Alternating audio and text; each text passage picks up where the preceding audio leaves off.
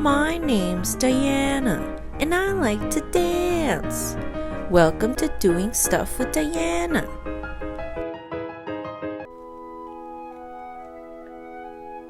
Oh, hey! I didn't see you there. Welcome back to Doing Stuff with Diana. I am your host, Diana. I know that I am running hella behind on my MLM fails. However, I have nothing prepared. I have all the screenshots and all the screen recordings, but nothing else is prepared. They're painting outside. If you hear any noises, that's what it is. And my dog's yelling at them.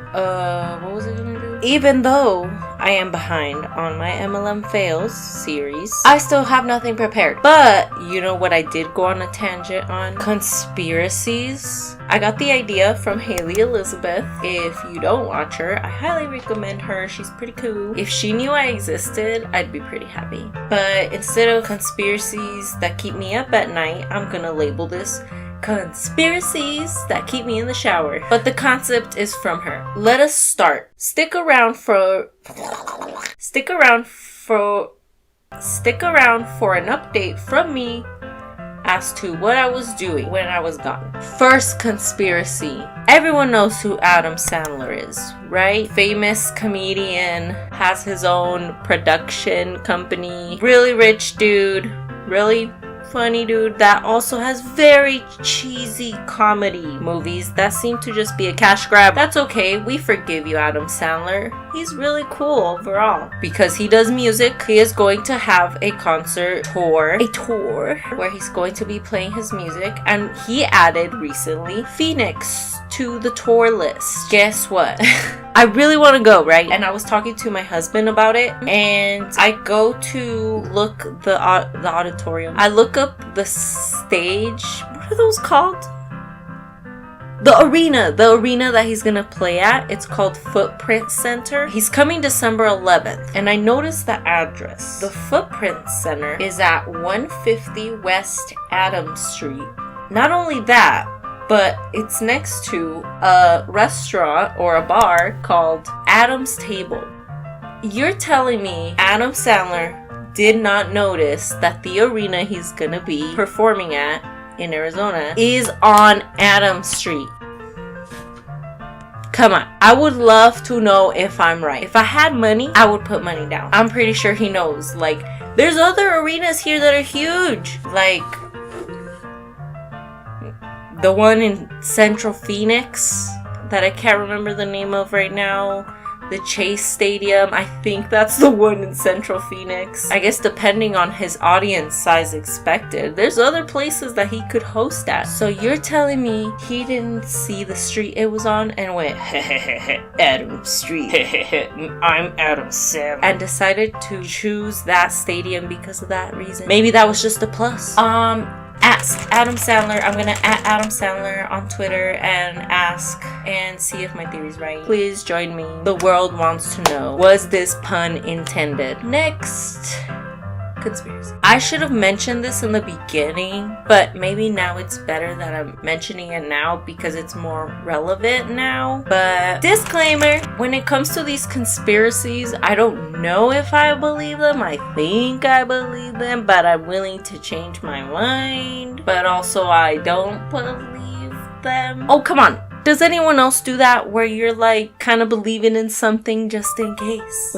One time a guy found out that I was an atheist and he was trying to use that as a reason. He was like, shouldn't you believe just in case? And I was like, nah. But this is different because these beliefs or half beliefs in something don't hurt anyone or don't change the way I live my life, versus if I believed in God just in case, that wouldn't be fair to the religion in my opinion. I feel like that wouldn't be respectful. Anyway, blah, blah, blah. All this to say, these conspiracies I like sort of believe but don't believe but sort of believe, just like I believe in sort of I need to get my life together. I sort of believe in like 3 a.m. being the devil's hour. So whenever I'm up at 3 a.m. and I like go outside for whatever reason, I'm like edgy just because of that. But do I actually believe that the devil roams at 3 in the morning? No. but I'm jumpy regardless.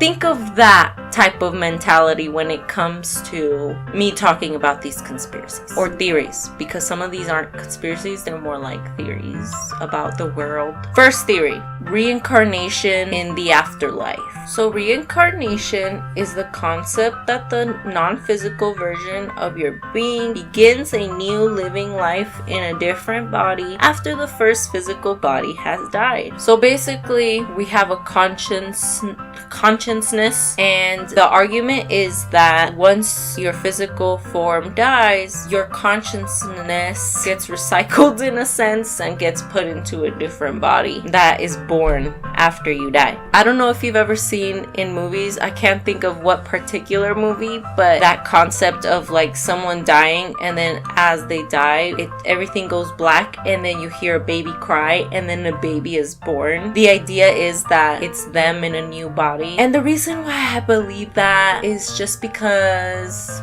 I don't know, bye.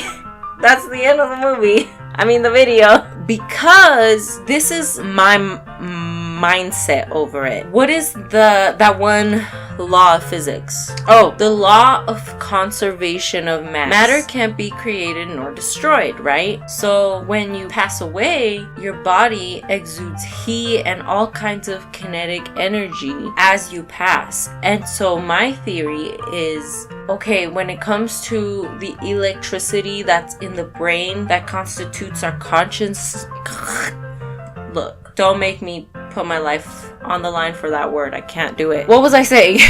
You're telling me that the energy that goes into powering our brain directly transfers to heat, and then where does the heat go? Like into the air or something? I just don't believe that. I feel like there's some other type of transfer of energy that we haven't discovered yet that happens when we die, because matter can't be created nor destroyed. Where does that energy all go? So that's literally one of the main reasons why I mainly believe reincarnation exists. I also really like reading stories about kids that suddenly are like, hey mom, one time I was a bus driver in 1930 and I got into a car accident and I had a previous mom before you. Like, where are they getting that from? Yeah, the stories of the kids retelling of a previous life are what freak me out. The University of Virginia kind of goes into studying these kids, and a quote from them is, some young children, usually between the ages of 2 and 5, speak about memories of a previous life they claim to have lived. At the same time, they often show behaviors such as phobias or preferences that are unusual within the context of their particular family and cannot be explained by any current life events. These memories appear to be concordant with the child's statements about a previous life. And then there's so many stories of children making vague statements like that. But then the weirder ones are the ones where people actually manage to find the actual person. One famous story about reincarnation that I don't know if anyone has heard of, but I barely heard about it while researching for this video, is of James Leininger. Apparently, James grew to get a fascination of World War II and the planes that they flew at that time. At the age of 2, James began having intense plane crash nightmares and would retell them to his parents. When he would talk to his parents about these nightmares, he'd tell them that he was a pilot in World War II who got killed by a Japanese pilot. It gets weirder. He started naming details of the planes, like he would name the aircraft carrier itself. He even named a friend that was on the ship with him that was gonna help ship them out on their plane or whatever. He also went into detail about specifics of the crash that killed him. Slowly, the parents started collecting the information that he was saying, and they started looking into who this person was. And it turns out there's a person named James Huston Jr. who had a similar fate to what their son was describing. However, the critiques of this whole situation is that because James was 2 years old, he wasn't able to really talk, and so his parents had to interpret what he was saying in order to even understand what he was saying. Not only that, I mean, they're the ones who fed him World War II history in the first place. He was getting his information from somewhere. It wasn't just like, oh, I was a World War II pilot. Like, no, they were into documentaries. They were going to museums. Also, his parents' details of the sequence of events of discovering his nightmare details, it kept changing. I watched a video of the critiques of this case from a guy that I'll link on the detail in the description. I really liked it because he took a very nice approach to debunk their claims. I don't blame him for possibly making up things like that from watching and being interested in World War II things. I sometimes do that too. Have you ever had a memory of something and it comes to find out you completely made it up? I feel like sometimes when you have an overactive imagination, that just kind of happens. You tend to create false memories without you wanting to. Those are the main critiques. Regardless of those critiques, I still like to believe in reincarnation. Like I said, it's one of those fun to believe in type things.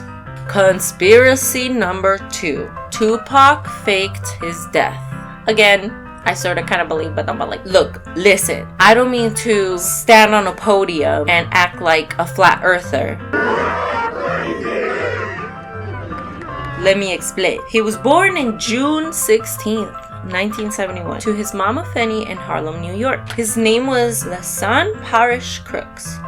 They eventually moved and he enrolled in Baltimore School for the Arts. At one point, his mom joined the Black Panthers and changed her and his name to Tupac Amaru. What's really cool is she was actually in jail. Wait, that's not the cool part. She was pregnant with him while she was in jail awaiting a court trial because she had a charge of conspiring to set off a race war. And apparently she went to court for that case and she defended herself really well, where she got acquitted. And when I read that article talking about that court trial, it mentioned that she just used her words so well and so beautifully that, you know, she swayed the court because she defended herself. She defended herself and got acquitted. Like, that's how you know she knows how to talk. Not that that's a bad thing. Like, she got herself out of trouble. That's good, I guess. I don't know. Was she guilty? I don't think so.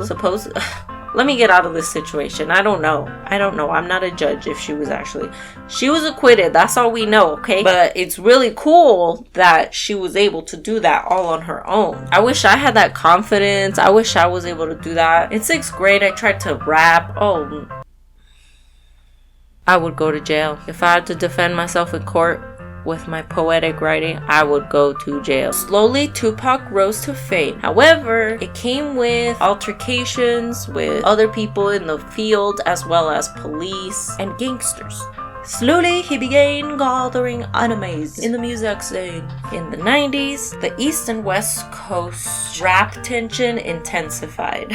On September 7th, 1996, he went over to Vegas to watch Mike Tyson fight at the MGM Grand. He was there with his friends, who some of them were part of the Crip gang. His friend, Suge Knight, they both left the fight in Suge Knight's car, and while they were at a red light, another car pulled up on them. The man got out of that car from the back seat and shot into the car 13 times. Tupac was hit 3 times, once in the hand, pelvis, and chest. 6 days later, he died with his loved ones at his side. The reason why his death is being questioned is the weird stuff.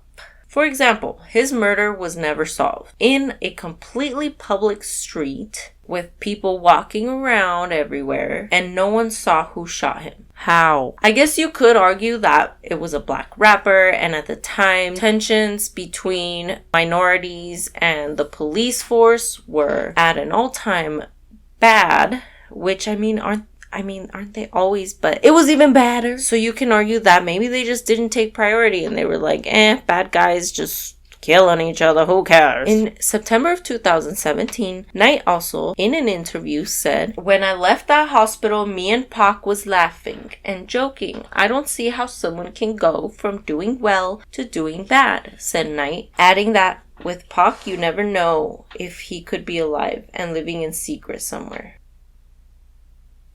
The very guy that was there with him. Maybe he has a motive, an ulterior motive. I could see that, of drawing attention to him.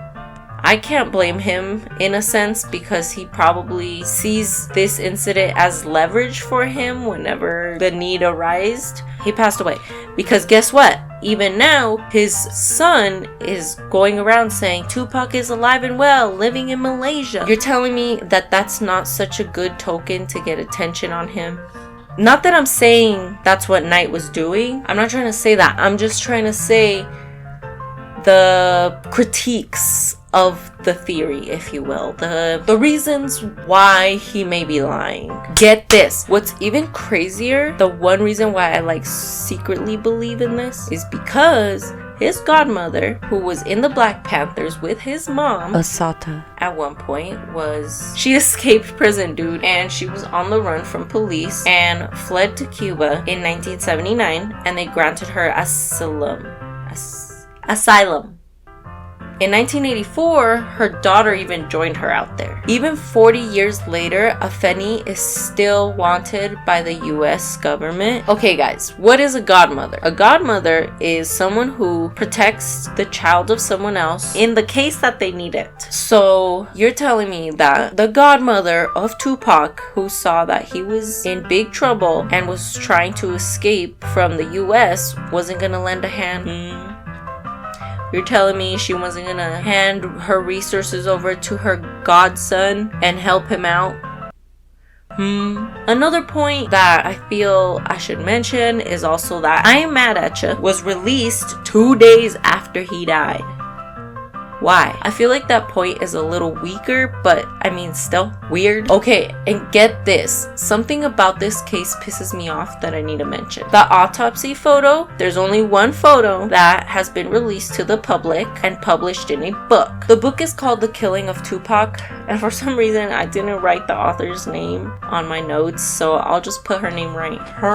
But she was a reporter who was one of the first ones that covered Tupac's death in Vegas. And she published this book with that one autopsy photo. And she's the only one who has the copyright to it. And there was even one point in time that the artist Wycliffe Jean did an interpretation of that autopsy photo with an actor pretending to be Tupac, and she copyright striked them on YouTube, and after a while hashed it out with Wycliffe Jean, where she got a story credit for that video. Am I being dramatic at thinking that that's kind of effed up to be the copyright owner of a photo of someone that you didn't know, that wasn't your family member, that you're just using to profit off of on a book? And not only that, she's acting like that photo isn't allowed to be there's shadows and I don't know how to get rid of them. There. You can argue that there's room to argue even the ethics of Wycliffe Jean doing that interpretation of that autopsy photo. Fair enough. However, it bothers me that she thinks people can't do that over a photo of someone that she didn't know that isn't her loved one. Riddle me this. If Tupac's family was hey, we would like to buy that photo off of you so that we can have ownership over it. However, that means that you have to give profits from your book to us because you're using our loved one in your book and you're profiting off of our loved one's death. How much you want to bet that she would say no? Bet. I don't know. I don't like this lady. She also has another book called The Killing of Biggie Smalls, and so to me, something about that just bothers me. Do you agree? Do you disagree? Let me know. Am I being dramatic? I don't think so, but I just wanted to put that out there. A reporter owns Tupac's autopsy photo and acts like a guard dog around it. Okay, one more. Number 3, the Roswell crash. July 8th, 1947. The Roswell Army Airfield said they recovered a flying disc from a field. Later, they retracted that statement and said it was actually a balloon from Project Mogul. What is Project Mogul, you ask? Project Mogul was made by the Air Force. Project Mogul was made by the U.S. Army Air Force. They would float microphones in like weather balloons, and they would hover them in order to try to detect sound waves made for atomic bomb tests.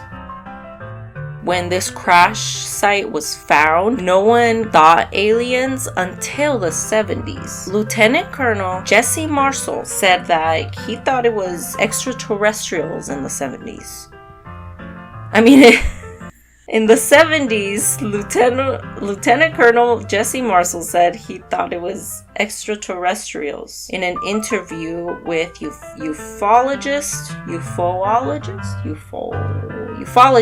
Stanton Friedman. After that, what's curious is that people started seeing more and more aliens. About 800 sightings after that interview. Okay, so here are the critiques. In 1994, the Air Force did investigation on that incident and concluded that it was a nuclear test surveillance balloon from Project Mogul. But here's my critique. The Air Force be lying about a bunch of bullshit. Take for instance, in May 30th of 2019, an F-35 jet was seen to make an interesting pattern in the sky. A cloud penis. Yes, a cloud penis. This cloud penis was made above the Luke Air Force Base on May 30th to everyone's surprise. Fun fact, I was actually on the base when this happened. I was driving through the little streets and I look up and I'm like, what the?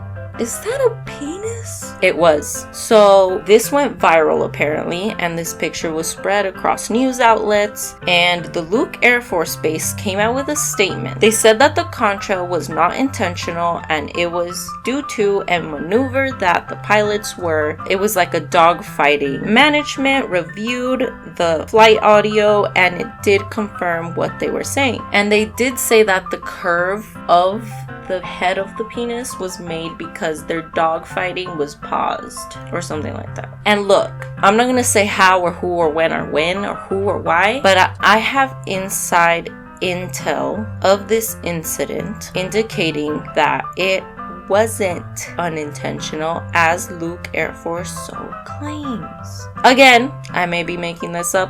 Allegedly, it is possible that I have inside sources that possibly are not made up, that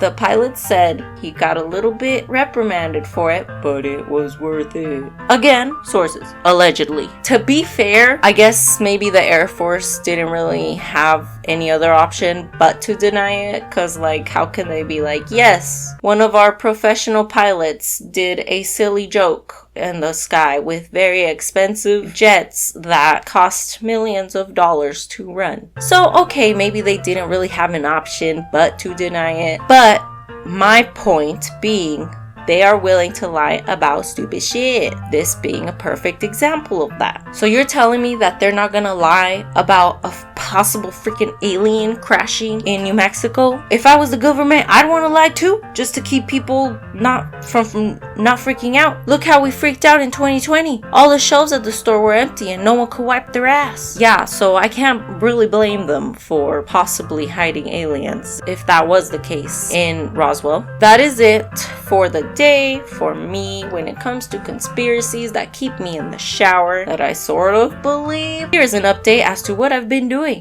Other than realizing how small we are in the infinite space that is the universe, I've been sewing. I finished my daughter's dress. I was actually making a bluey dress and I attached like a skirt to an already made shirt that I bought on Etsy. I got the concept of this skirt from something that I saw on Etsy. I'll link the pattern in my description if you want, but I started making panels. 10 tiny panels to make this floofy skirt, and I actually ended up running out of the blue fabric, so I'm like, okay, I guess we're having dark blue and light blue. Also, can I just say, I can see myself getting better when it comes to sewing. Like, my sewing lines are getting straighter and straighter, and my edges are getting crisper and crisper. Take a look at this video. I was pretty proud. Look at fucking this bitch. Oh shit. Then I made the petticoat. I used tuffle fabric, and it was very difficult but very fun to work with. I added a pink ribbon to the edges of that petticoat, and for her birthday she actually didn't even wear the petticoat because she was really cranky, and I was like, if we try to put this thing on her, she's gonna explode. So she just wore the dress, but here is the dress with the petticoat on underneath. Isn't it cute? Oh, maybe I should do a video of like it flowing, huh? Look, this is it with the petticoat on. Isn't it pretty? It's so hard to get all these like ruffles of petticoat underneath each panel. That's what I've been doing. Update on my plants. All the cactus that I showed are dead. My catnip plants are still alive. Vinny is still alive. Woot woot. Barely though. He went through a phase where he was like, please mother, why? And some of his little mouths died, but he's being reborn again. Oh, maybe I should show him, huh? All his old little armies are gone and there are new ones coming in. I think it was the change of weather. I don't think I was being a bad plant mom, but I possibly. Maybe both. Also, I'm starting to get into historical sewing. I'm not gonna go full historical, to be honest, because that sounds exhausting. The invention of the elastic was one of the best inventions humans have ever created. I said what I said. I was gonna make myself the Lizzo outfit from It's About Damn Time, but it's getting too cold for that. So I'm gonna wait until the springtime to make that one. And right now I'm gonna make myself like a chemise and then make myself like a Regency dress. I actually made a Regency shirt for my daughter to practice, and I love it. Let me show you guys. Check it out. It's made out of cats. Oops. Check it out. It's made of cats because my girl likes cats. Oh, that's the back. This is the front. And I made the sleeves puff sleeves. Well, guess what? She hates it. So I'm gonna fix it up and give it to a friend of mine. That is what I've been working on. I will see you guys next time. I'm sorry I have been gone for so long. I don't mean to. I just did not prioritize recording this whole month. I intended to though. The spirit was there. But now I'm back. I intend on recording more often. I'm sorry. Instead of once a month. I'm gonna try going back to one video a week, and if I can't do that, then I'm gonna do one video every 2 weeks, okay? I will see you next time. Peace out!